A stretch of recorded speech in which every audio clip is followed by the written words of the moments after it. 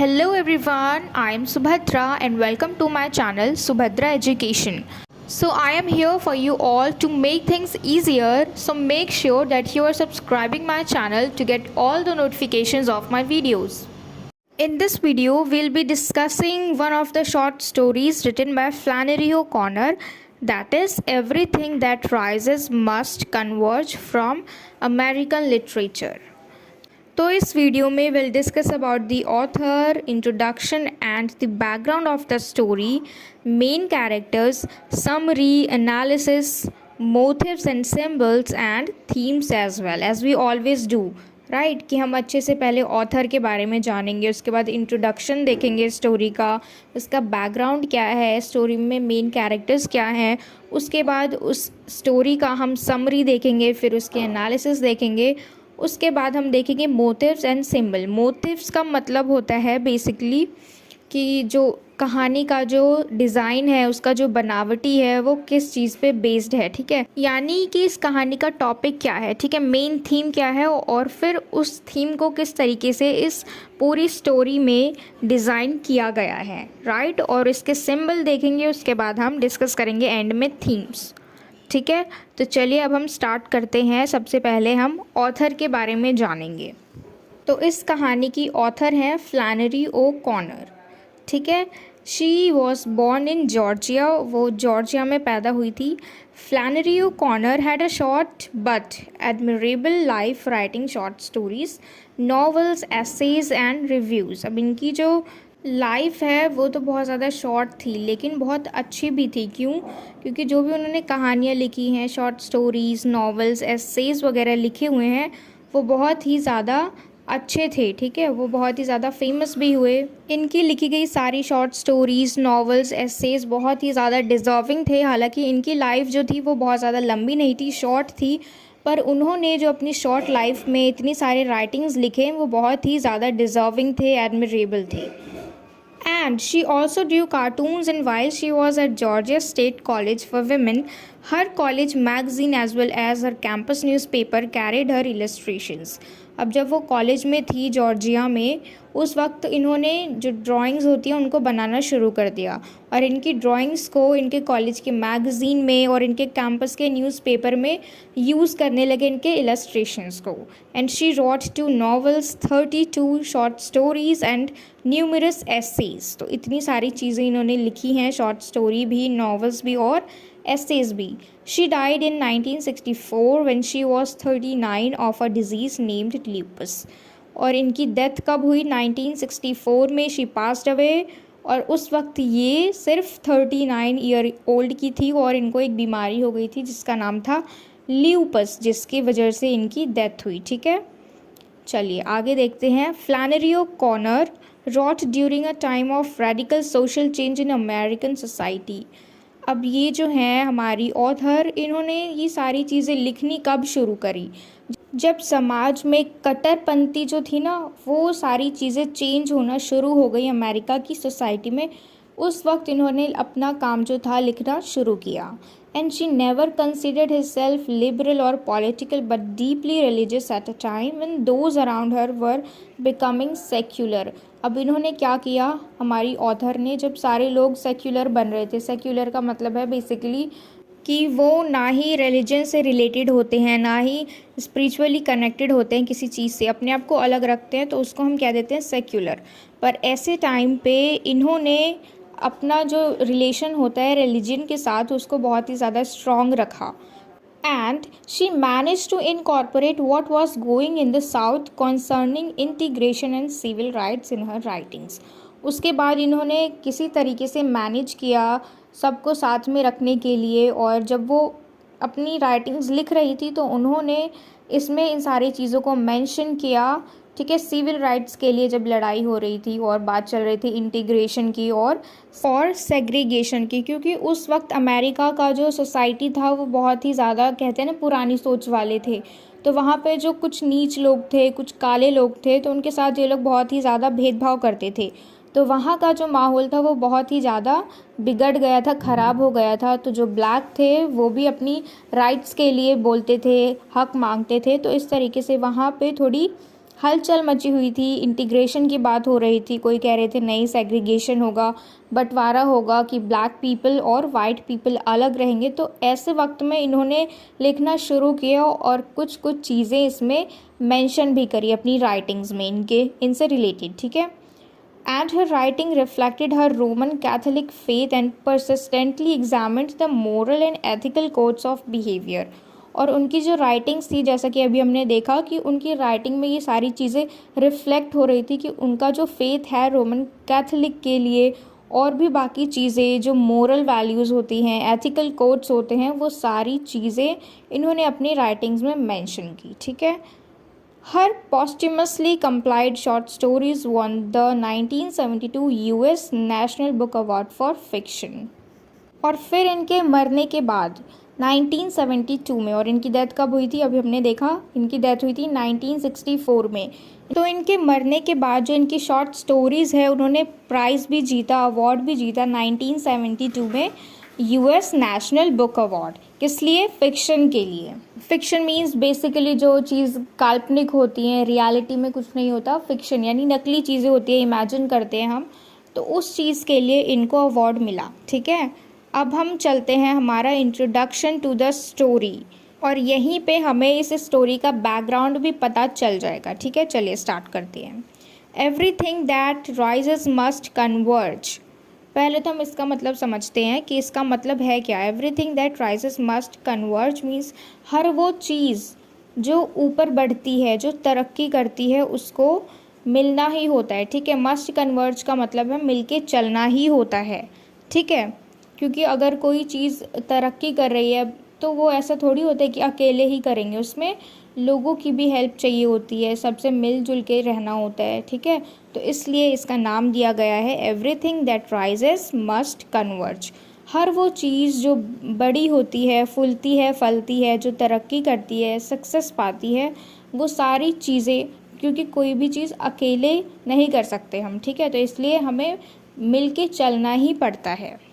So everything that rises must converge by Flannery O'Connor was first published in 1961। तो ये जो कहानी है, ये जो शॉर्ट स्टोरी है, ये पहली बार कब पब्लिश हुई थी? 1961 में, ठीक है। यानी इनके डेथ होने के 3 साल पहले ही ये बुक पब्लिश हो गई थी।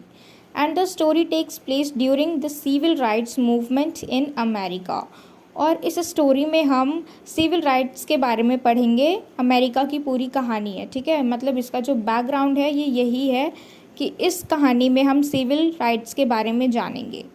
And for years the blacks had been suppressed by the whites, ठीक है। अब देखो, हमने ये पहले ही डिस्कस कर लिया कि अमेरिका में सबसे बड़ा मुद्दा क्या था कि जो ब्लैक पीपल थे, यानी जो काले लोग थे, वो गोरे लोगों से दबे हुए थे। जो गोरे लोग थे उनको दबा के रखते थे, ठीक है। वो अपने से नीचा समझते थे ब्लैक पीपल्स को। They were not given equal rights in the society and were confined as slaves. अब क्योंकि वो काले थे तो इसलिए उनको इक्वल राइट्स नहीं दिए गए थे। जो वाइट पीपल थे उनको ज़्यादा राइट मिला हुआ था ब्लैक पीपल के अकॉर्डिंग, ठीक है। और उनको इसलिए वो लोग स्लेव्स मानते थे, अपना दास मानते थे, अपने से नीचा मानते थे। They were seen as different human beings and discriminated on the basis of their skin color। अब उनको क्या मानते थे, जो वाइट पीपल थे, क्या मानते थे कि वो तो अलग ही तरह के इंसान है। किसको? ब्लैक पीपल को वो लोग समझते थे कि वो तो अलग ही तरह के इंसान है, इसलिए उनके साथ डिस्क्रिमिनेट कर देते थे, भेदभाव कर देते थे। किस बेसिस पे? क्योंकि उनका जो स्किन कलर था वो ब्लैक था, डार्क था। However, in mid-90s several protest movement gained momentum to end such segregation based on color। तो किसी भी तरीके से 90s में बहुत सारे प्रोटेस्ट, विरोध किए गए, मूवमेंट्स किए गए, किस लिए? ताकि इन सारी चीज़ों को हटा सके। जो सेग्रीगेशन थे सिर्फ कलर के ऊपर, सिर्फ कलर की वजह से, क्योंकि उनका स्किन कलर था वो डार्क था यानी ब्लैक था, तो इसलिए ये सारी चीज़ें हो रही थी, सारी परेशानियाँ हो रही थी। तो इन सबको ख़त्म करने के लिए उन्होंने कई सारे प्रोटेस्ट चलाए। Soon black Americans begin to make themselves heard in America by demanding equal rights। उसके बाद जो ब्लैक अमेरिकन्स हैं उन्होंने शुरू कर दिया क्या, कि उनको भी इक्वल राइट्स मिलने चाहिए, उतने ही राइट्स मिलने चाहिए जितने कि वाइट पीपल के पास हैं। The federal and the state government made numerous reforms to uplift the financial conditions of poverty-stricken people and eradicate racial discrimination. The federal and state government. अब federal का क्या मतलब है? It means having or relating to a system of government in which several states form a unity but remain independent in internal affairs. अब इसमें क्या होता है कि बहुत सारे several states जो होते हैं वो एक unity बनाते हैं, लेकिन जो उनका इंटरनल अफेयर होता है, जो अपना खुद का मुद्दा होता है, उस पर वो अकेले ही रहना पसंद करते हैं। ठीक है, तो इसने और स्टेट गवर्नमेंट ने इन्होंने अलग अलग तरीके से सुधार किए, किस लिए? ताकि उनकी जो फाइनेंशियल कंडीशन है गरीब लोगों की, उनसे उनको छुटकारा मिले और जो भी उनका रेशियल डिस्क्रिमिनेशन है अमेरिका में वो सब जड़ से ख़त्म हो जाए। By the 1950s, the aristocratic plantation system ceased to exist and the urban areas began experiencing rising demands of job seekers. अब 1950s में क्या हुआ? बहुत बड़ी बड़ी प्लांटेशन सिस्टम को बनाया गया शहरी इलाकों में, जो भी अर्बन एरियाज़ थे वहाँ पे, और वहाँ के लोगों ने एक्सपीरियंस करना शुरू कर दिया क्योंकि वहाँ पे जो जॉब सीकर्स थे वो बहुत ज़्यादा बढ़ने लगे थे। This led the college admissions to rise along with higher education becoming more affordable and accessible for the whites as well as the black people. अब क्योंकि the federal and the state government इन्होंने कई सारे सुधार किए, तो इस सुधार का जो रिज़ल्ट था वो ये आया कि जो भी कॉलेज एडमिशन्स की फ़ीस है वो सबके लिए इक्वल कर दी जाएगी। जो भी हायर एजुकेशन है उसमें सब एडमिशन करा पाएंगे। जो भी फ़ीस थी वो अफोर्डेबल थी दोनों के लिए, वाइट पीपल के लिए भी और ब्लैक पीपल के लिए भी। यानी अब कॉलेज में वाइट स्टूडेंट और black students they can sit together. तो देखा जाए तो इस इंट्रोडक्शन में हमें इतना तो पता चल गया कि इस कहानी में जो भी हमारा बैकग्राउंड है वो सिविल राइट से रिलेटेड है। अमेरिका में जो डिस्क्रिमिनेशन होता है, रेशियल डिस्क्रिमिनेशन होता है, वाइट पीपल ब्लैक पीपल, पहले क्या था, बात चल रही थी कि इन दोनों को अलग कर देने की, लेकिन लास्ट में इंटीग्रेशन हुआ और इसका रिज़ल्ट क्या आया कि सबको इक्वल राइट्स मिलेंगे। पहले क्या था कि बस में सिर्फ वाइट पीपल ही ट्रैवल कर सकते थे, ब्लैक पीपल और वाइट पीपल साथ में नहीं ट्रैवल कर सकते, लेकिन अब सब कुछ कर सकते हैं। ठीक है, अब सबके लिए इक्वल राइट्स बन चुके हैं। तो अब हम देख लेते हैं हमारे main characters of this short story. तो पहला कैरेक्टर है हमारा जूलियन चेस्टनी।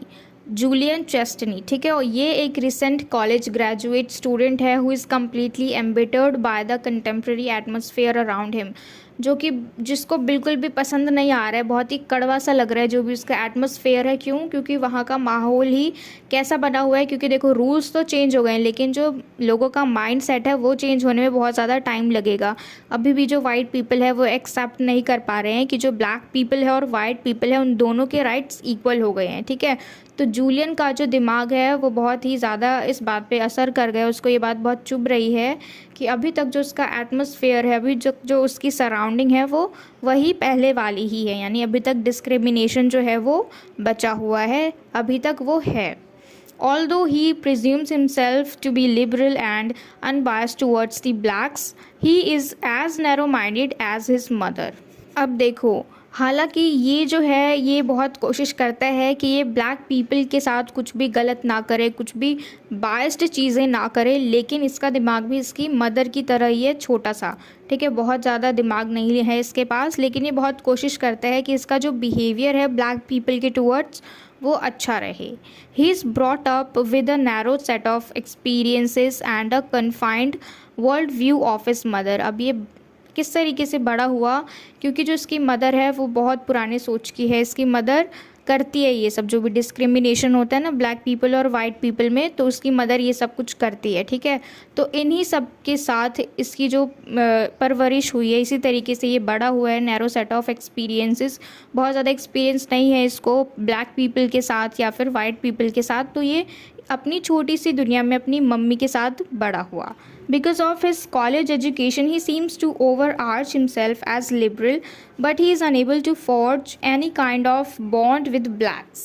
अब क्योंकि अपनी एजुकेशन की वजह से, इसकी जो एजुकेशन है इसको बहुत अच्छी मिली है, सिर्फ अपनी एजुकेशन की वजह से ये चाहता है कि ये ब्लैक पीपल के साथ बहुत प्यार से रहे, तो ये अपना ये बिहेवियर, अच्छा बिहेवियर रखना चाह रहा है, लेकिन but he is unable to forge, लेकिन ये बहुत ही ज़्यादा अनेबल है, जो भी बॉन्डिंग होती है ना कि ब्लैक पीपल और वाइट पीपल के साथ बॉन्डिंग बना सके, तो इसमें ये बहुत ज़्यादा बेकार है, इससे नहीं हो पाता है। ठीक है, मतलब ये चाह रहा है कि ये ब्लैक पीपल के साथ दोस्ती करे, क्योंकि ये खुद एक वाइट है, तो इसलिए चाहता है कि ये ब्लैक लोगों के साथ दोस्ती करे, पर ये नहीं कर पाता है ऐसा। In fact he finds it an ardent task to even converse with them. अब उसको ये बहुत ही मुश्किल टास्क लगता है, बात भी नहीं कर पाता ये उनके साथ। This is clearly manifested in the incident in the bus, where in order to strike a conversation with a black man, he ends up making the incident awkward by first asking for a lighter himself and then returning it without using it. अब ये black people के साथ बात करने में बहुत ज़्यादा comfortable नहीं होता है, and he finds it ardent, he finds it difficult, ये बहुत ही ज़्यादा डिफ़िकल्ट समझता है इस चीज़ को कि ये जाके उनके साथ कन्वर्सेशन को शुरू करे। और ये बिल्कुल क्लियर है किससे, जो बस में इंसिडेंट होता है उससे। अब हम आगे पढ़ेंगे कि बस में क्या हुआ। ठीक है, अब यहाँ पे शॉर्ट में बताया है कि बस में इसने किस तरीके से एक ब्लैक पीपल के साथ बातचीत करनी शुरू करी, और इस बातचीत में इसने क्या किया, बॉन्डिंग अच्छी बनाने के लिए, दोस्ती करने के लिए क्या किया, एक ब्लैक आदमी से इसने लाइटर मांगा और उसको फिर वापस कर दिया बिना यूज़ किए। तो जो ब्लैक आदमी था उसको भी ये चीज़ अजीब लगी, तो ये पूरा इंसिडेंट था बहुत ही ज़्यादा ऑकवर्ड था। It can be stated that Julian tries to connect with black more out of his desire to annoy his mother rather than to forge any bond। तो जूलियन की जो मदर है वो किस तरह की हैं कि उनके दिमाग में सब कुछ रूल्स तो देखो चेंज हो गए। ठीक है, ब्लैक पीपल और वाइट पीपल के लिए राइट्स जो हैं वो बिल्कुल इक्वल हो गए हैं, लेकिन इसकी जो मदर है इसका माइंडसेट अभी भी चेंज नहीं हुआ है। ये अभी भी सोचती है कि ब्लैक लोग जो हैं वो इससे नीचे आते हैं। ठीक है, तो इसकी मदर का जो ये सोच है ना, ब्लैक पीपल वाइट पीपल इनमें डिस्क्रिमिनेशन करना सिर्फ स्किन कलर की वजह से, तो इस सोच से जो जूलियन है ये बहुत ज़्यादा परेशान रहता है, अपनी मदर से बहुत ही ज़्यादा इरिटेटेड रहता है। ठीक है, तो इसकी मदर को बहुत ज़्यादा चिड़न हो जाती है जब ये किसी ब्लैक आदमी से बात करता है अपनी मदर के सामने, क्योंकि उसकी मदर सोचती है कि हम वाइट हैं और ये जा रहा है किसी ब्लैक से बात करने के लिए, तो इसलिए इसकी जो मदर है वो गुस्सा करती है। तो यहाँ पे हमें दिखाया है कि जूलियन जो है वो ज़्यादा क्या ट्राई करता है, इसकी खुद की इच्छा नहीं होती है कि ये जाके ब्लैक पीपल के साथ दोस्ती करे, लेकिन ज़्यादा बड़ा रीज़न क्या है, ताकि इसकी मदर चिढ़े, इसकी मम्मी को ये अनॉय करना चाहता है किसी भी ब्लैक पीपल से दोस्ती करके, उससे बात करके। ठीक है, तो हम यहाँ पे ये देख रहे हैं कि उसका डिज़ायर कम है दोस्ती करने का, लेकिन ज़्यादा बड़ा रीज़न क्या है, ताकि इसकी मदर को गुस्सा आए ये देख के कि वो किसी ब्लैक पीपल से बात करने गया। He reflects his own irritation by annoying his mother, और जब वो अपनी मदर को अनॉय करता है तो ये चीज़ उसको भी इरिटेट करती है कि इतना क्यों नफ़रत करती है इसकी मम्मी ब्लैक लोगों से, तो उसको बहुत गुस्सा आता है, और उस इरिटेशन में ये फिर ब्लैक पीपल से बात करने चला जाता है ताकि उसकी मम्मी को वो अनॉय कर सके, परेशान कर सके। And to him bringing home a black is a triumph of his college education and not his individuality. His fantasizing world of connecting with the blacks is a far from reality as his mental bubble। अब देखो यहाँ पे क्या कहना चाह रहे हैं कि उसके लिए, जूलियन के लिए एक ट्रायम्फ होगी कि अगर वो किसी भी ब्लैक पीपल को अपने घर पे इनवाइट करता है। ठीक है, किस चीज़ का ट्रायम्फ होगा, किस चीज़ की जीत होगी, जो कि उसके कॉलेज में उसने सीखा है, जो भी उसका कॉलेज एजुकेशन था, जो भी उसको कॉलेज में सिखाया गया कि हमें भेदभाव नहीं करना है ब्लैक पीपल में और वाइट पीपल में। तो अगर वो अपने घर में किसी ब्लैक पीपल को ले आता है, किसी भी ब्लैक इंसान को ले आता है, तो वो उसके कॉलेज के पढ़ाई की जीत होगी। और उसकी जो फैंटेसाइजिंग वर्ल्ड है, काल्पनिक दुनिया है, क्या दुनिया है उसकी कि कनेक्ट कर सके वो किसी भी ब्लैक पीपल से, अपनी बॉन्डिंग बना सके, वो बहुत ही ज़्यादा रियलिटी से अलग है, क्योंकि ये सारी चीज़ें उसकी फैंटेसाइजिंग वर्ल्ड में है कि वो किसी ब्लैक से बॉन्डिंग बना रहा है, बहुत अच्छी कनेक्टिविटी रख रहा है। Okay, and then Julian has only contempt and disregard towards his mother. He lacks respect for his mother and doesn't even try to hide his lack of respect। अब देखो जो जूलियन है ये बहुत ही ज़्यादा परेशान है अपनी मदर से, क्योंकि उसकी मदर का जो बिहेवियर है वो बहुत ही बेकार सा है, और ये इसी की वजह से, यही रीज़न है कि ये रिस्पेक्ट लॉस कर रहा है अपनी मदर के लिए। ठीक है, उनकी इज़्ज़त नहीं कर रहा। क्यों? क्योंकि उसकी जो मदर है उसका बिहेवियर ब्लैक पीपल के लिए बिल्कुल भी अच्छा नहीं है, और ये जो डिसरिस्पेक्ट है वो अपनी मदर को दिखा भी देता है कि वो कोई इज़्ज़त नहीं करता अपनी मदर की। क्यों? क्योंकि ये जो रीज़न है वो बहुत ही घटिया रीज़न है, क्योंकि वो बहुत ही ज़्यादा भेदभाव करती है। उनका माइंडसेट जो है वो अभी तक चेंज नहीं हुआ है। He makes fun of her hat, desires to slap her, considers himself a martyr as he accompanies her to the weight reducing classes and urges to break her spirit. He is disillusioned by confining his understanding to his faltered individuality. अब देखो ये गुस्से में अपने irritation में क्या करता है, अपनी मदर की हैट का जो टोपी पहनी होती है उसका मजाक उड़ाता है। और कभी कभी तो इसको इतनी ज़्यादा इरिटेशन होती है कि sometimes he wants to slap her, यानी अपनी मदर को चाटा मारने तक का इसका मन कर जाता है। ठीक है, और ये अपने आप को शहीद बताता है जब भी इसकी मदर उसको लेके जाती हैं वेट रिड्यूसिंग क्लासेस में, मतलब कंपनी के लिए, साथ के लिए उसको लेके जाती हैं, तो वो तो ऐसे बिहेव करते हैं जैसे कोई मरा हुआ इंसान है, ज़्यादा अपनी मम्मी से बातचीत भी नहीं करता। ठीक है, और अब ये जो बहुत ही ज़्यादा परेशान हो चुका है अपनी मदर से, और इसकी जो अंडरस्टैंडिंग लेवल है वो भी एक जगह तक ही सीमित हो गई है। ठीक है, और इसकी जो इंडिविजुअलिटी है वो भी बहुत ज़्यादा लड़खड़ा रही है, यानी उसको खुद नहीं पता कि अब करना क्या है। क्योंकि एक तो वो बहुत ज़्यादा इरिटेटेड है अपनी मदर के बिहेवियर से, और वो चाहता है उसके स्पिरिट को ब्रेक कर देना, ताकि उसकी मदर को एहसास हो कि कैसा बुरा लगता है जब उनके साथ कोई बुरा भी व्यवहार करता है। तो इसलिए ये चाहता है कि एक बार इसकी मम्मी को ये चीज़ एक्सपीरियंस हो, ताकि वो दूसरों के दर्द को समझे और उनकी इज्जत करे। अब हम चलते हैं हमारा दूसरा मेन कैरेक्टर, जो कि है जूलियंस मदर, यानी जूलियन की माँ Mrs चेस्टनी is the epitome of old southern gentility, possessing racist undertones while maintaining social decorum. अब इसकी मदर कैसी हैं, एक सिंबल है किस चीज़ का, जो भी क्या रखती हैं ये रेसिस्ट अंडरटोन्स, यानी अभी हमने देखा ना कि रूल्स तो चेंज हो गए हैं लेकिन इनका जो व्यवहार है वो वही पुराना वाला है। और वो क्या चीज़ मेंटेन करके रखती है, सोशल डेकोरम, है ना, समाज में जो शिष्टाचार है उसको मेंटेन करके रखती है, लेकिन माइंडसेट उसका अभी तक चेंज नहीं हुआ है। पता नहीं किस तरीके से ये इतना ज़्यादा डेकोरम जो है वो मेंटेन करके रखती है, क्योंकि इसकी जो मेंटालिटी है वो अभी तक तो चेंज हुई ही नहीं है। Being a middle-aged woman, she relies on her son and has made numerous sacrifices for his education and upbringing. अब देखो ये एक मिडिल एज्ड वुमेन है और इसका सहारा कौन है, इसका बेटा है, और जिसके लिए इसने बहुत ज़्यादा सेक्रीफाइसेस किए हैं उसकी पढ़ाई के लिए और उसकी परवरिश के लिए। It is more of her affection towards Julian than fear of integration that she wants him to accompany her to the weight management classes. अब देखो जो जूलियन की मदर है वो किस चीज़ से डरी हुई है, इंटीग्रेशन से। जो एकीकरण हुआ है उससे, एकीकरण में क्या हुआ है, जो भी ब्लैक पीपल है और वो जो भी वाइट पीपल हैं वो सारे एक हो गए हैं और सबके पास अब इक्वल राइट्स हैं। ठीक है, तो इसलिए अब जब वो बस से ट्रैवल करके जाएगी अपने वेट रिड्यूसिंग क्लास में, तो उसके साथ कहीं कोई ब्लैक इंसान ना बैठ जाए, तो इसलिए इसका प्यार जो है वो जूलियन की तरफ और ज़्यादा बढ़ गया है।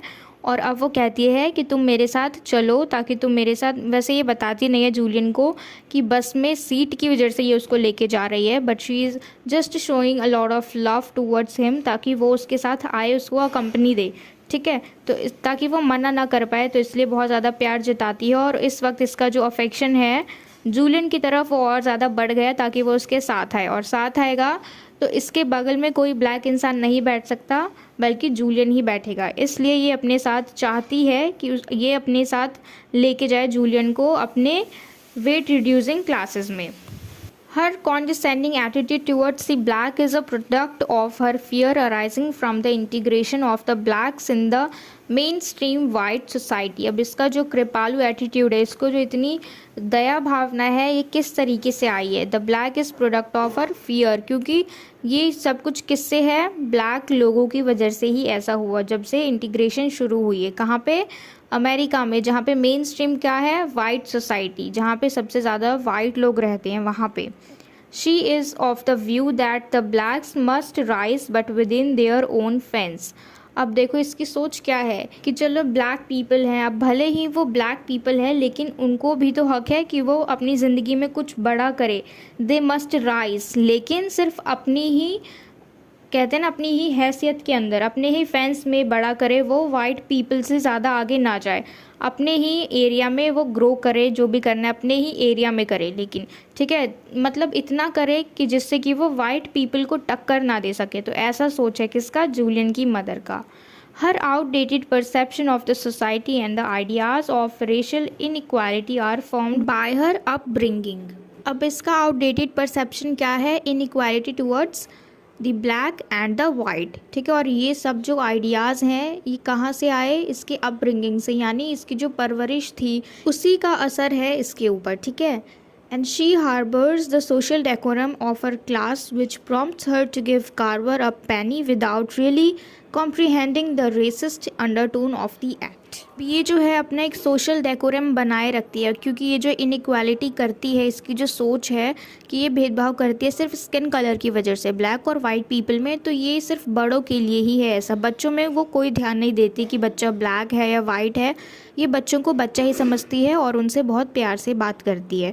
अब ये यहाँ पे एक बच्चा है जिसका नाम है कार्वर, जो कि एक ब्लैक है, ठीक है, एक ब्लैक बच्चा है, और ये उससे बस में मुलाकात होती है और ये उसको देख के बहुत ज़्यादा फैसिनेटेड हो जाती है, क्योंकि इसको छोटे बच्चे पसंद है और इसकी आदत है कि ये किसी भी छोटे बच्चे से मिलती है तो उसको एक पैनी ज़रूर देती है। पैनी का मतलब सिक्का, पैसा, मतलब ये इसकी आदत है कि बच्चों से इसको बहुत ज़्यादा प्यार है। बच्चों के मामले में ये स्किन कलर को नहीं लाते, without really comprehending the racist undertone of the act, ठीक है।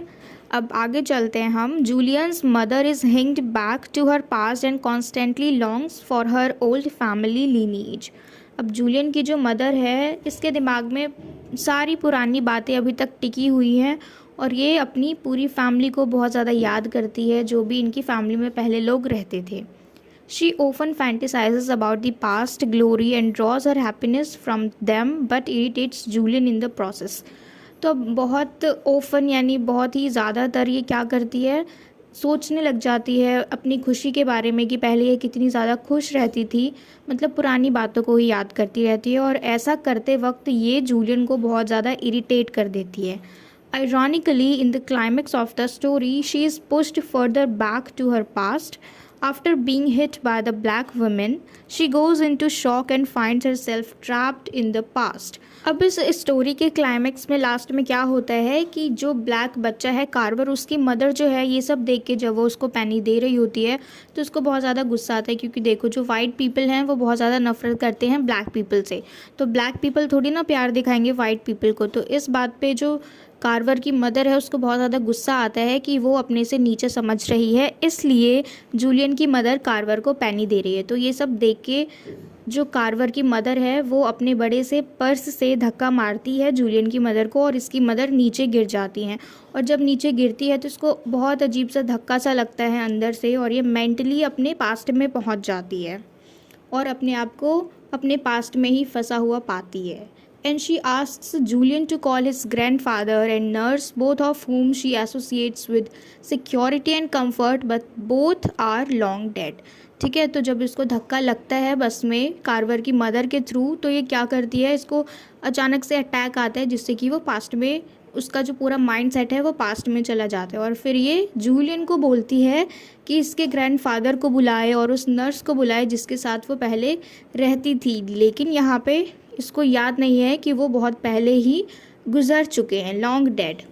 तो ये थे हमारे मेन कैरेक्टर्स, ठीक है। पहला है जूलियन चेस्टनी और दूसरी जूलियन की मदर यानी मिसेस चेस्टनी। अब इसके अलावा जो माइनर कैरेक्टर आया अभी, कार्वर एक छोटा सा बच्चा है जो कि बस में ट्रैवल करते हुए इनसे मिलता है, और कार्वर की मदर है, ठीक है। और कार्वर और इसकी मदर ये ब्लैक पीपल हैं। और इसके अलावा बस में एक और आदमी आता है, जेंटलमैन आता है, वो भी ब्लैक ही होता है, क्योंकि वो ब्लैक होता है। और जूलियन अपनी मदर को इरिटेट करना चाहता है, अनॉय करना चाहता है, किसी ब्लैक से बात करना चाहता है। तो यही सब करने के चक्कर में वो उस ब्लैक आदमी के पास जाके बैठ जाता है और उससे बातचीत करने की कोशिश करता है, दोस्ती करने की कोशिश करता है, और इसी चक्कर में वो उससे लाइटर मांग लेता है ताकि वो स्मोकिंग कर सके। अब लाइटर मांग लेता है तो वो ब्लैक मैन उसको दे देता है, लेकिन मांगने के बाद वो बिना यूज़ करे ही फिर से वापस कर देता है उस ब्लैक मैन को, और उसको बहुत अजीब लगती है ये चीज़ें, सारा जो वहाँ पे मोमेंट होता है वो ऑकवर्ड सा हो जाता है। तो अभी तक हमने डिस्कस किए मेन कैरेक्टर्स, ठीक है, और यहाँ पे जो भी हमने इंट्रोडक्शन टू द स्टोरी हमने डिस्कस किया था उसके थ्रू आई होप कि आपको ये जो स्टोरी है इसकी बैकग्राउंड अच्छे से क्लियर हो गई होगी कि इसमें जो सोशल डिस्क्रिमिनेशंस है ब्लैक पीपल के लिए, उनके साथ जो उनके स्किन कलर की वजह से उनके साथ भेदभाव किया जाता है, तो उसी पे ये पूरी बेस्ड है, ठीक है। अब हम चलते हैं समरी की तरफ। One evening, Julian Chestney, a recent college graduate, prepares to accompany his mother to her weight-reducing classes at YMCA. अब एक शाम की बात है जब जूलियन चेस्टनी जो है एक रिसेंट कॉलेज ग्रेजुएट स्टूडेंट है और वो क्या कर रहा है, अपनी मदर के साथ जाने की तैयारी कर रहा है। कहाँ पे उसकी मदर जाती है वेट को कम करने के लिए, कहाँ जाती है, YMCA में। अब इसका फुल फॉर्म इसमें नहीं दिया हुआ है, सिर्फ YMCA ही है। And he accompanies her there every week as his mother is skeptical of taking a ride alone since integration. अब ये अपनी मदर के साथ हमेशा जाता है YMCA में उनके साथ रहने के लिए, क्योंकि जो उसकी मदर है इंटीग्रेशन होने के बाद अकेले जाने से बहुत ज़्यादा डरती हैं और वो उलझन में है, क्योंकि अगर एकीकरण हो गया, ठीक है, इंटीग्रेशन हो गया, मतलब जो भी ब्लैक पीपल थे वाइट पीपल थे इन दोनों को इक्वल राइट्स मिल गए हैं, तो अब इनको डर लगता है कि बस में कहीं इनके साथ कोई ब्लैक पीपल ना बैठ जाए, इसलिए ये अपने साथ कंपनी लेने के लिए जूलियन को ले आती हैं हमेशा। While getting ready, Mrs. Chestney contemplates returning her new hat for paying the gas bills. जब मिसेस चेस्टनी बाहर जाने के लिए तैयार हो रही होती है तो उनके दिमाग में एक बात चल रही होती है, सोच रही होती हैं वो कि क्या उनको उनकी हैट जो है वो वापस कर देनी चाहिए ताकि वो वापस करके उसी पैसे से अपना गैस बिल भर सके। While passing through their deteriorated neighborhood, Julian imagines owning a house on the countryside. He opines that he will make money soon. Although he knows he will never be able to do so, his mother tries to raise his spirit by saying Rome was not built in a day and that all good things take time. अब देखो, जब ये अपनी mother के साथ घर से बाहर जा रहा होता है तो अपने पड़ोसियों का घर देख के इसके दिमाग में ख्याल आता है कि मैं भी एक दिन बहुत अच्छा सा घर बनाऊंगा, अच्छी तरीके से पैसा कमाऊंगा। वो क्या कहता है कि जल्दी ही मैं बहुत सारा पैसा कमाऊंगा, लेकिन अंदर ही अंदर उसको ये बात पता है कि वो ऐसा नहीं कर सकता, ठीक है। लेकिन उसकी जो मदर है उसको इनकरेज करती है ये बोल के कि Rome was not built in a day. Rome जो है वो इटली का कैपिटल है, ठीक है, और इसलिए इसकी मदर बोल रही है कि इतना बड़ा कैपिटल जो होता है, यहाँ पे एग्जांपल दे रही है इसकी मदर कि ये जो रोम है ये इतनी बड़ी चीज़ एक दिन में नहीं बन जाती है और अच्छी चीज़ हमेशा वक्त लेती ही है। तो ऐसा बोल के ये अपने बेटे को, जूलियन को, इनकरेज करती है। Mrs Chestny keeps talking to Julian and reminds him of his grandfather's lineage and plantation fields. Julian asserts that days of slavery are over. अब यहाँ पे जो मिसेस चेस्टनी है वो बात करती रहती है जूलियन से और उसको याद दिलाती रहती है कि जो उनके ग्रैंड फादर थे वो बहुत ज़्यादा प्लांटेशन करते थे, खेत में बहुत खेती करते थे।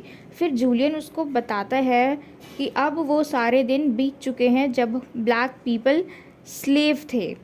His mother is of the view that the blacks are free to rise but they should do it on their own side of the fence. अब देखो इसकी मदर जो है जूलियन की मम्मी, इसका क्या सोच है कि ब्लैक भी जो है वो तरक्की करें, सक्सेस हो, लेकिन सिर्फ अपने फेंस के अंदर। यानी जो ब्लैक लोग हैं वो जितनी भी तरक्की करें, जितने भी आपस में कंपटीशन करें और वो कंपटीशन जीत भी जाएं, उन्हें जो करना है करें, लेकिन सिर्फ अपने फेंस में वो वाइट से कंपटीशन ना करें। ऐसा उसकी मदर सोचती हैं ब्लैक पीपल के लिए।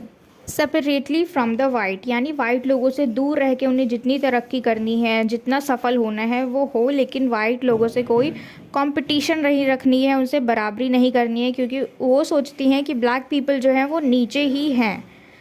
As his mother talks about her nurse Caroline in a condescending way, Julian muses with the idea of sitting with a black person to redress her prejudices against the black community.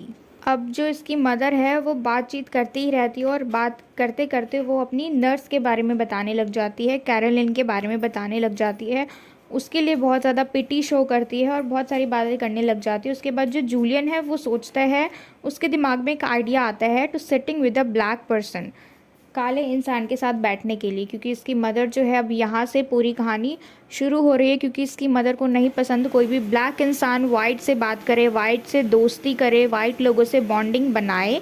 तो इसलिए ये अपनी mother को irritate करने के लिए उसके पास जाके बैठ जाता है। Arriving at the bus stop, Julian removes his tie, immediately prompting his mother to rebuke him for looking like a thug. अब देखो, जैसे ही वो बस स्टॉप पे पहुंचते हैं, जूलियन जो है वो अपनी टाई निकाल देता है और कैसे लगने लग जाता है जैसे कि कोई ठग हो, जैसे गुंडे होते हैं ना, उस तरीके से ये बन जाता है। अपनी शर्ट के ऊपर के बटन भी खोल लेता है और टाई को भी निकाल लेता है, बिल्कुल मेसी बन जाता है। And Julian reverts that culture is indeed in one's mind and is not reflected by one's appearance and looks. और ऐसा करने के बाद जूलियन कहता है कि कल्चर जो है वो एक माइंड सेट होता है, माइंड के अंदर होता है, ना कि लोगों की अपीयरेंस पे, ना ही उनके लुक्स पे, ठीक है, उनके थ्रू हम उनको जज नहीं कर सकते। To which his mother replies that it is in the heart and in how do you things and how you do things is because of who you are। अब उसकी मदर इस बात पे रिप्लाई करती है कि ये जो कल्चर जो है वो दिल में होते हैं, और फिर चाहे हम कुछ भी काम करें, हमें ये चीज़ मालूम होती है कि हम कौन हैं, ठीक है। We see a generational gap here between the mother and son and their different approach to life। और यहाँ पे हम देख सकते हैं जनरेशनल गैप, यानी उसकी मदर जो है उसमें और उसके बेटे में बहुत ज़्यादा एज गैप है। तो यहाँ पे हम एक जनरेशनल गैप देख सकते हैं। After boarding the bus, Mrs Chestny is relieved as there is no black person in the bus. अब जैसे ही वो बस के अंदर पहुंचते हैं तो मिसेस चेस्टनी जो है वो बहुत रिलैक्स करके बैठ जाती हैं, क्योंकि अभी तक कोई भी इंसान, कोई भी ब्लैक इंसान उस बस के अंदर नहीं आया है। She strikes a conversation with a white lady and tells her about Julian. अब वहाँ पे बस के अंदर एक वाइट लेडी बैठी होती है, तो उनसे वो बात करना शुरू कर देती है और जूलियन के बारे में बताती है। She tells her that Julian sells typewriters but he wants to be a writer. Meanwhile, Julian slips into his mental bubble where he judges his mother for living in a dilapidated fantasy world of false pretentiousness। और यहाँ पे जो Julian की mother है उस white lady से बात करते वक्त उसको बताती है कि जूलियन जो है वो टाइपराइटर्स को सेल करता है और उसका मन है कि वो एक राइटर बने। और उसी वक्त जो जूलियन है वो अपने ख़्याल में खो जाता है और सोचता है अपनी मदर के बारे में कि उसकी जो मम्मी है, उसकी जो मदर है, वो एक डिलैपिडेटेड फैंटेसी में है, यानी अजीब सी फैंटेसी में, उबड़ खाबड़ फैंटेसी दुनिया में है जहाँ पे सब कुछ दिखावे वाला है। Behind the newspaper, Julian was withdrawing into the inner compartment of his mind where he spent most of his time। अब जो न्यूज़पेपर है उसके पीछे जो जूलियन है ये बहुत ज़्यादा टाइम स्पेंड करता है अपने माइंड में, अपनी अलग ही दुनिया में रहता है। This was a kind of mental bubble in which he established himself when he could not bear to be a part of what was going around him। अब वहाँ पे जब वो अपने न्यूज़पेपर का काम करता है तो उस वक्त ये अलग ही दुनिया में चला जाता है, वहाँ पे ये बहुत ज़्यादा टाइम स्पेंड करता है। अलग दुनिया का मतलब अपने ख़याली दुनिया में घुस जाता है, ठीक है, सोचने लगता है, जहाँ पे वो अपने आप को रखता है, जहाँ पे ये कुछ भी सह नहीं पाता और ना ही उस चीज़ का छोटा सा हिस्सा भी बन पाता है जो भी चीज़ उसके आसपास हो रही है, क्योंकि इसके लिए ये बहुत बड़ी बात है जो भी समाज में हो रहा है, डिस्क्रिमिनेशन, ठीक है, रंग भेद को लेके। तो ये अपनी तरफ से पूरी कोशिश करता है कि ये कभी भी ऐसी कोई डिस्क्रिमिनेशन ना करे किसी के भी साथ। From it he could see out and judge, but in it he was safe from any kind of penetration from without। It was the only place where he felt free of the general idiocy of his fellows। His mother had never entered it, but from it he could see her with absolute clarity। अब ये जो अपनी ख़याली दुनिया में रहता है, जहाँ पे ये बहुत ज़्यादा फ्री फील करता है और वहाँ पे अपने दोस्तों के, अपने साथी के जो भी मूर्खता वाली बातें होती हैं उनको भी फ्रीली फील करता है, ठीक है। और यहाँ पे जब भी ये ऐसे खो जाता है अपने ख़यालों में तो उसकी मदर जो है कभी भी उस पर ध्यान नहीं देती, ये चीज़ को वो कभी भी ऑब्ज़र्व नहीं करती है। लेकिन अपनी इसी काल्पनिक दुनिया से ये अपनी मदर को अच्छे से देख सकता है, उसके बिहेवियर को सब कुछ क्लियरली देख सकता है। Although he feels contempt towards his mother, he realizes her sacrifices in raising him and giving him a good education। हालांकि उसको पता है ये चीज़, उसको कभी कभी फील भी होती है कि उसकी मदर ने उसके लिए कितने सारे सेक्रीफाइसेस किए हैं उसकी गुड एजुकेशन के लिए। A well-dressed black man soon boards the bus and starts reading his newspaper। अब ये सब चल रहा होता है, जूलियन की मदर जो है एक वाइट लेडी से बात कर रही होती है और जूलियन के बारे में बता रही होती है, और जूलियन जो है वो अपने ही ख्याली पुलाव पकाए जा रहा है, अपनी काल्पनिक दुनिया में है। और उसी वक्त वहाँ पे उस बस के अंदर एक वेल ड्रेस्ड ब्लैक मैन अंदर आ जाता है, और आते ही वो अपने सीट पे जाके न्यूज़पेपर पढ़ना शुरू कर देता है। Julian, in a bid to make his mother uncomfortable, tries to initiate a conversation with him but ends up asking him for a lighter। अब यहाँ पे देखो क्या हो रहा है, जैसे कि हमने शुरू में पढ़ा था कि जूलियन जो है वो अपनी मदर को इरिटेट करना चाह रहा है ज़्यादा से ज़्यादा, ठीक है। हालांकि उसका खुद मन नहीं है कि वो जाके बात करे उस ब्लैक आदमी से, लेकिन वो गया किस लिए, ताकि उसकी मदर जो है वो इरिटेट हो। यहाँ पे वो पूरा फोकस जो है, उसका पूरा ध्यान जो है वो इसी पे है कि वो अपनी मदर को परेशान कर सके किसी ब्लैक इंसान से बात करके। तो अब यहाँ पे जूलियन जाता है अपनी मदर को अनकंफर्टेबल फील कराने के लिए, जाता है उस ब्लैक मैन के पास और वहाँ पे वो बात करना शुरू करता है। और फिर क्या बोलता है एंड में कि क्या वो लाइटर ले सकता है, उससे लाइटर के लिए पूछता है। It becomes embarrassing. अब यहाँ पे ये जो मोमेंट है वो बहुत ही ज़्यादा एम्बैरेसिंग है। क्यों? क्योंकि एज ही डजंट स्मोक, जो जूलियन है वो स्मोकिंग नहीं करता है, and has to it becomes embarrassing as he doesn't smoke and has to soon return the lighter to the black man who to finds it awkward. अब देखो यहाँ पे ये जो सिचुएशन है ये बहुत ही ज़्यादा एम्बैरेसिंग लग रही थी। क्यों? क्योंकि जो जूलियन है ही डजंट स्मोक, वो स्मोकिंग नहीं करता, और जैसे ही उसने लाइटर मांगा उससे, तो मांगते के साथ ही उसने दोबारा से उसको वापस कर दिया, है ना। क्योंकि देखो he does not smoke and he did not use the lighter, but even then he asked for a lighter and then he returned it soon. तो इसने क्या किया, लाइटर लिया, बिना यूज़ करे इसको वापस कर दिया। तो ये चीज़ थोड़ी सी ब्लैक मैन को भी ऑकवर्ड सी लगी। लेकिन ये ऑकवर्ड तो है वैसे, क्योंकि जूलियन जो है इसको स्मोक नहीं करना था, पर इसको किसी भी तरीके से एक कॉन्वर्सेशन को शुरू करना था उस ब्लैक मैन के साथ। तो एक बहाना चाहिए था, तो इसने उस लाइटर का बहाना लिया। Julian again slips into his mental bubble and dreams of multiple ways to recompense for his mother's prejudices against blacks।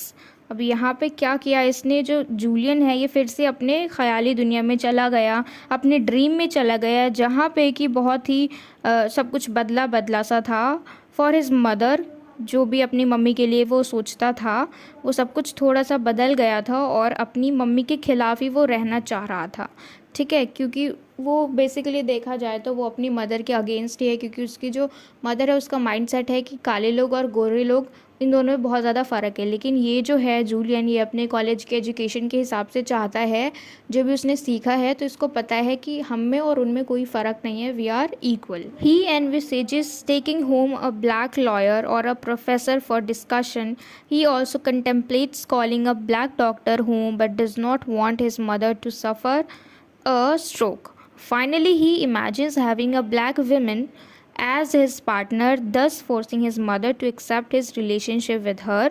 The bus stops. Julian is brought out of his mental bubble। देखो इसकी mother जितना दूर भागना चाह रही है, ये उतना ही पास लाना चाह रहा है किसी भी ब्लैक इंसान को।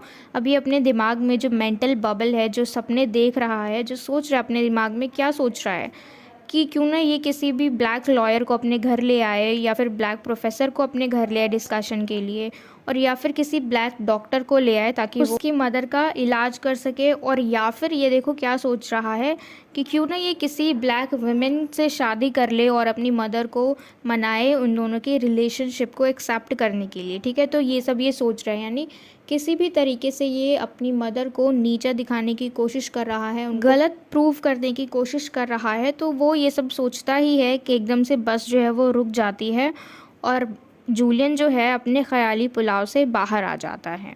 Then a sullen looking black woman with a baby boards the bus and Julian notices something familiar about her। अब यहाँ पे बस में जैसे ही बस रुकती है बस स्टॉप पे, तो वहाँ पे एक उदास सी ब्लैक कलर की विमेन एंटर करती है एक बच्चे के साथ, ठीक है, जो हमने स्टार्टिंग में पढ़ा था कार्वर। तो ये जो बच्चा है ये वही है कार्वर और उसकी मदर, ठीक है, तो ये दोनों बस में आ जाते हैं और यहाँ पे जो जूलियन है कुछ चीज़ नोटिस करता है, कोई जानी पहचानी चीज़। The black women is wearing the same hat as that of his mother. अब यहाँ पे क्या नोटिस करता है, कौन सी जानी पहचानी चीज़ नोटिस करता है उसमें कि जो हैट उसकी मदर ने पहना है और जो हैट उस ब्लैक वुमेन ने पहना है वो दोनों सेम ही है। ठीक है, he thinks this incident will teach his mother a permanent lesson.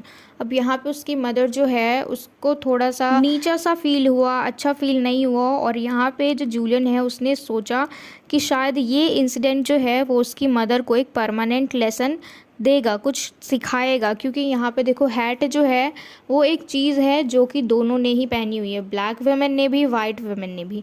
ठीक है, तो इसका मतलब क्या है कि हम सब सेम ही हैं। ठीक है, हम खुद ही आपस में खुद को बांट देते हैं कि वो ब्लैक है, हम वाइट हैं, इस तरीके से। तो यहाँ पे इसकी मदर को एक परमानेंट लेसन मिल गया। Much to his bewilderment he finds his mother amused by the incident. अब उसकी मदर जो है वो बहुत ही ज़्यादा चौंक गई उसका हैट देख के, क्योंकि दोनों का सेम सेम ही था। In fact, she began to play with the baby boy. Julian knows that his mother lumped all children, black and white, into the common category cute, and she thought little negroes were on the whole cuter than little white children. तो इसके बाद उसकी mother इस चीज़ को ignore करके उस baby boy के साथ खेलने लग जाती है। कौन सा बेबी बॉय? कार्वर। ठीक है, उसके साथ खेलने लग जाती है और जूलियन को ये बात बहुत अच्छे से पता है कि जहाँ पे भी उसकी मदर जो है वो बच्चों को देखती है तो उनको इकट्ठा करके प्यार करने लग जाती है। और यहाँ पे बच्चों के मामले में वो ब्लैक वाइट नहीं देखते, यहाँ पे सब उसके लिए कॉमन है, सब बच्चे क्यूट हैं। और वो क्या सोचती है कि जो निग्रो होते हैं, यानी जो हब्सी लोग होते हैं जो अफ्रीका में रहते हैं ना, ब्लैक कलर के, ठीक है, साउथ अफ्रीका में जो रहते हैं, जो निग्रोज होते हैं वो बहुत ही ज़्यादा क्यूट होते हैं और औरों के हिसाब से। ठीक है, जैसे वाइट बच्चों से भी ज़्यादा क्यूट होते हैं। ऐसा कौन मानती है? जो मदर है जूलियन की, वो। He sees her smiling at the little boy as he climbed on the seat beside her. और जूलियन जो है वो अपनी मदर को देखता है कि उसकी मदर जो है उस बच्चे को देख के स्माइल करती है जब वो बच्चा सीट पे आके खड़ा हो जाता है उसके ही बगल में। The black woman discourages her baby boy by not letting him play with Julian's mother and even yanks him to her side. अब जो ब्लैक वुमेन है उसको देख के गुस्सा आ जाता है अपने बेबी बॉय पे यानी कार्वर पे, और वो उसको खेलने नहीं देती है जूलियन की मदर के साथ, और ऊपर से उसको डांटने भी लग जाती है। ठीक है, और अब both the women and Julian deboard at the same point. अब ये जो वुमेन है, दोनों वुमेन और जो जूलियन है, ये सब एक ही बस स्टॉप पे उतरते हैं। ठीक है, वहीं पहुंच जाते हैं। Julian has a terrible intuition that now his mother will give this baby boy a penny out of her gracious pretentiousness. अब देखो यहाँ पे क्या होता है कि बहुत ही ज़्यादा स्ट्रॉन्गली जो जूलियन है उसको पता होता है कि अब इसकी मदर इस बच्चे को एक पेनी देने वाली है, एक सिक्का देने वाली है, जैसा कि वो हमेशा हर बच्चे के साथ ही करती है। And his fear turns into reality when despite his multiple warnings she gives the boy a Penney.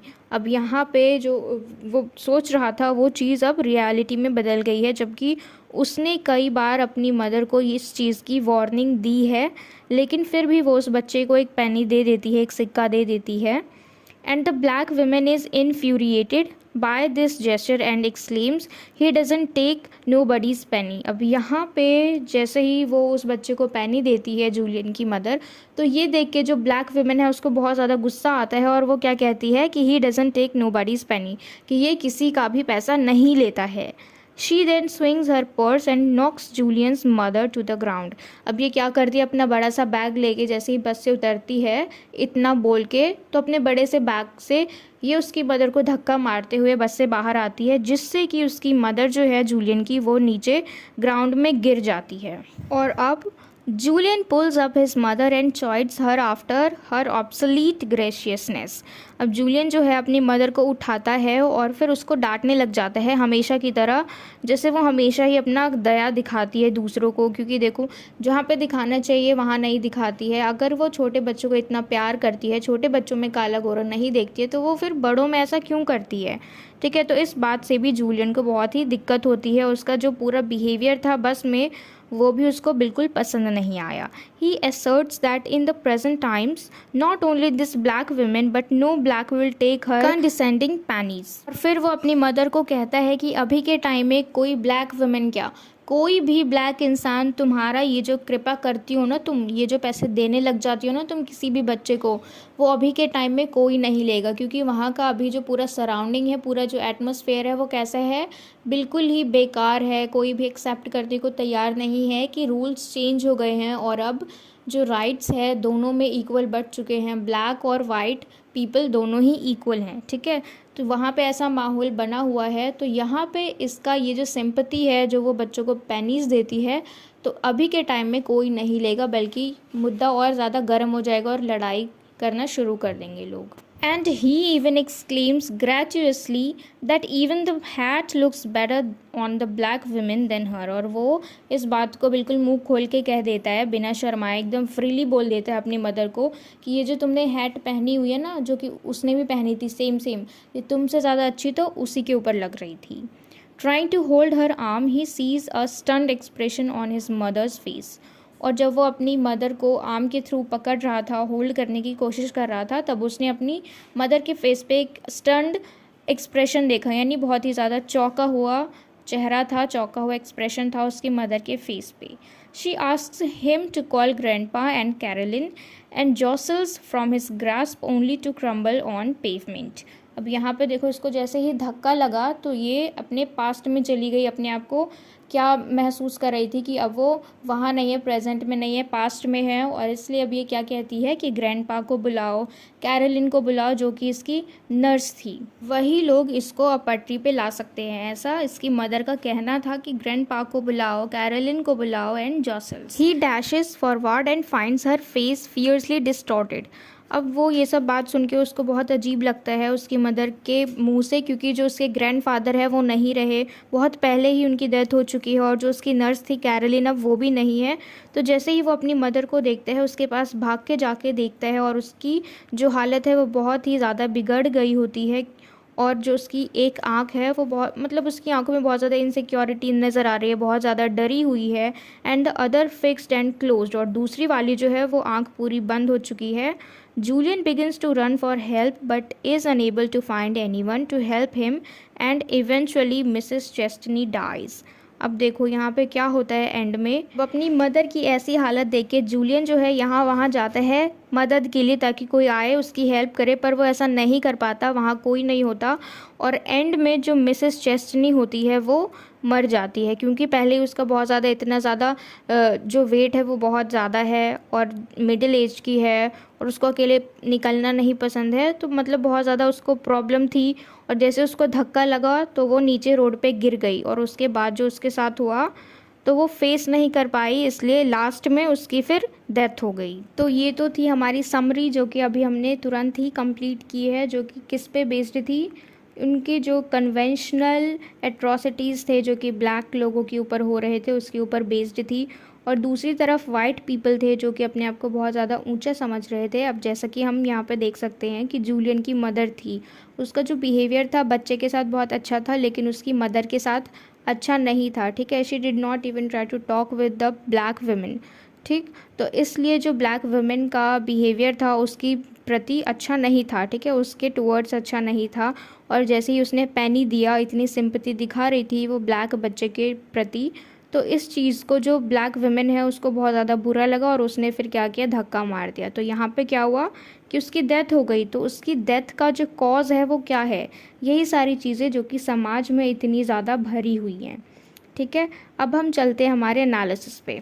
फ्लैनरी O corner knits a story that is devoid of conventional atrocities on the blacks and is rather a subtle narrative depicting the world after legal desegregation in the country। अब इसमें हमने क्या देखा कि फ्लैनरी ओ corner जो हैं उन्होंने एक स्टोरी लिखी जिसके अंदर उन्होंने क्या दिखाया, ट्रेडिशनल एट्रॉसिटीज़ जो कि हमेशा से करते आ रहे हैं लोग, ठीक है, एक दूसरे के ऊपर अत्याचार करते आ रहे हैं। यहाँ पे इस कहानी में हमने देखा कि ब्लैक लोगों के ऊपर अत्याचार हो रहे थे वाइट लोगों के थ्रू, ठीक है। और यहाँ पे ये एक छोटी सी कहानी बताई गई है इस पूरे दुनिया में। वैसे तो है नहीं कि ये जो कहानी है ये सिर्फ साउथर्न सोसाइटी की है, बल्कि ये इस दुनिया के हर कोने में ऐसा होता है, ठीक है। पर हमने ये चीज़ इस कहानी में जानी, इसलिए हमने सिर्फ एक एग्जाम्पल देखा कि ये इस जगह पे हुआ, यानी सोसाइटी में।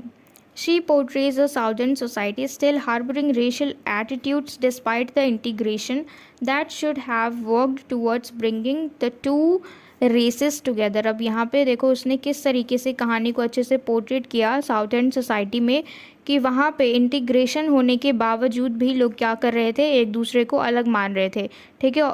क्योंकि इंटीग्रेशन किस लिए हुआ था, ताकि जो भी रेसेस हैं, जो भी कलर हैं लोगों के, ब्लैक है, वाइट है, वो सारे एक साथ आ जाएं। लेकिन ऐसा नहीं हुआ, रूल्स तो चेंज हो गए, गवर्नमेंट ने रूल्स तो बना दिए कि इंटीग्रेशन, लेकिन जो लोगों का माइंडसेट था उसमें वो लोग अभी भी अलग ही मान रहे थे। ब्लैक अलग मान रहे थे और वाइट पीपल खुद को अलग मान रहे थे। अब हम देखेंगे motives and symbols of this short story. Motives का क्या मतलब होता है कि जो भी इस कहानी का डिज़ाइन किया गया है किस चीज़ के ऊपर बेस्ड है, और सिंबल, ठीक है। तो यहाँ पे हम देखेंगे कि both hat and penny are used as symbols by the author to represent two different perspectives of people. यहाँ पे जो हैट देखा हमने, जो कि दोनों ने ही पहना हुआ था, ब्लैक वुमेन ने भी और वाइट वुमेन ने भी। तो हैट और पैनी जो है ये दोनों सिंबल यूज़ किए गए हैं दो अलग अलग तरह के पर्सपेक्टिव को दिखाने के लिए। और अब जो लास्ट है वो है हमारा थीम, कि इस पूरी शॉर्ट स्टोरी का थीम क्या है, तो वो है हमारा रेसिज्म। इसका मतलब है जातिवाद। इसी की वजह से इस पूरी कहानी में जो भी लड़ाई हुई सब कुछ इसी के ऊपर बेस्ड था, जातिवाद के ऊपर, ठीक है। इसीलिए वो लोग एक दूसरे को अलग मान रहे थे, अपने आप को ऊंचा मान रहे थे, ब्लैक लोगों को नीचा मान रहे थे। तो ये जो पूरी स्टोरी है ये इसी के ऊपर बेस्ड है। तो अभी तक तो हमने पूरी स्टोरी को अच्छी तरीके से समझ लिया, ठीक है। उसके समरी भी, एनालिसिस भी, थीम्स भी, सिंबल्स भी। अब हम एक बार देख लेते हैं एग्ज़ाम के पॉइंट ऑफ व्यू से कि एग्ज़ाम में किस तरीके के क्वेश्चंस आते हैं। एग्ज़ाम में आपसे पूछे जाएंगे कि बस इंसिडेंट को डिस्क्राइब करो, क्योंकि जो मेन कहानी है इसमें वो बस में ही हुआ, कि बस में किस तरीके से जूलियन जो है वो अपनी मदर को इरिटेट करने के लिए, अनॉय करने के लिए, उनको एक अच्छी सीख देने के लिए, ठीक है, परमानेंट लेसन देने के लिए उसने क्या क्या हरकतें की, किस तरीके से उसने अपने शर्ट में से टाई को निकाल दिया और ठग की तरह दिखने की कोशिश कर रहा था, और कैसे वो ब्लैक मैन के पास जाके बात करने की कोशिश कर रहा था। हालांकि कुछ रीज़न नहीं था, कोई भी उसके पास कारण नहीं था कि वो जाके बात करे, लेकिन अपनी मदर को इरिटेट करने के लिए उसने ऐसा किया, ठीक है। और नेक्स्ट था जो कि हमारा पैनी वाला, जो कि उसकी मदर ने कार्वर को दिया था, और एंड में उसकी मदर का डेथ कैसे हुआ कि जो ब्लैक वुमेन थी कार्वर की मदर, उसने उसको अपने बड़े से बैग से धक्का मारा और इसलिए उसकी डेथ हो गई। तो ये कुछ मेन चीज़ें हैं जो कि आपको मालूम होनी चाहिए, जो कि पेपर में पूछे जाते हैं कि बस इंसिडेंट को डिस्क्राइब करो। Okay, so that's all in this video, and if you understood this short story then please let me know in the comment box if you like it, and do share this video with your friends as well so that they can get help from it, and don't forget to subscribe my channel. Until we meet in the next video, keep learning.